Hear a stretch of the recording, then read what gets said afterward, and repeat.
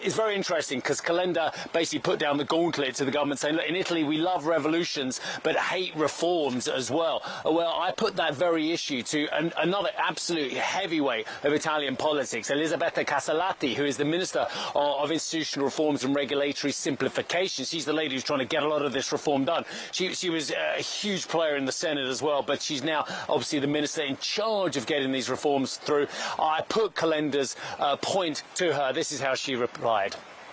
Direi che gli italiani amano le riforme. Unlike what Mr. Calenda just said, Italians do love reforms because they're aware that reforms may lead to solutions to major problems Italy is facing, and this would benefit Italian households and Italian businesses.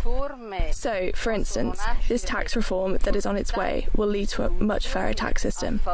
This tax reform can support the Italian economic recovery, can lead to more investments in Italy, can give more money to the workforce and to support taxpayers. All these reforms are absolutely needed, and the reform the Ministry is working on can be called the mother of all reforms, because it would change the way the government works. A long-lasting government, a solid government, is the only way the initiatives will succeed in achieving their aim. Dealing with these issues in schools, in finance, with the birth rate, with immigration. All these reforms can only work if there is a stable government. Minister, absolutely, Italy needs more solid, stable governments over longer terms. But other governments have failed previously to enact meaningful constitutional reform. Mr. Renzi's government, for instance, as well. Do you believe that either through Parliament or through referenda you can actually enact meaningful constitutional reform? Io sono ottimista. I'm an optimist because, as I was saying, this is the reform of all reforms. In 75 years of Republic, we have had 68 governments. The average government lasts only 14 months. There's an inability to produce a long-term governing thought process. We need stability. Things need time to mature, and that time is now. We have all the elements needed for this reform to work. We have two important elements. We have stability in the government and the restitution to the citizens of their right to choose their government. Since 2011, governments haven't always matched the will of the citizens, which leads to absenteeism, which is very concerning.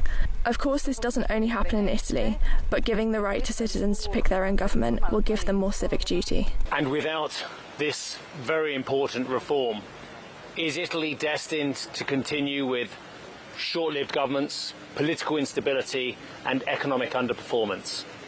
I think this reform is important because through stability, Italy will have more credibility on an international level.